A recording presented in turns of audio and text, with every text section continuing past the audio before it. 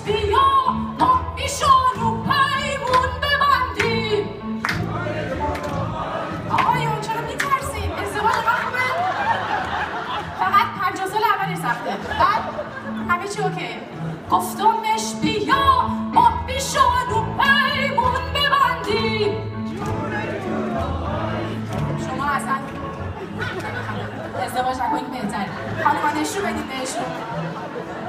میخوای یه شانس دیگه بهتون بدم یا نه؟ گفتمش بیا ما ایشانو پیمون ببندیم. مفت نمیارزیم.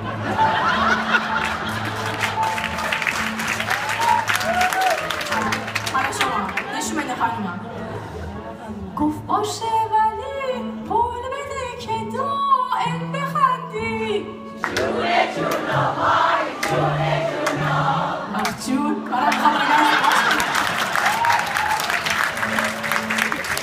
باشه که شما استکهلمی پاشیم بیاین پاریس یا انگلیس هم خیلی خوبه.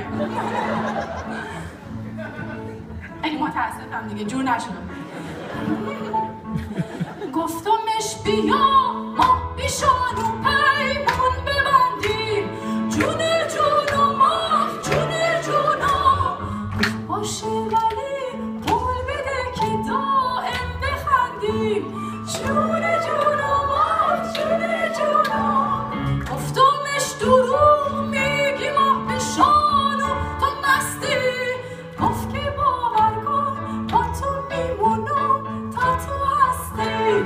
گفتمش فدای غمزه گردو دل خوشم که توی نمزه کردو پیش پات میشی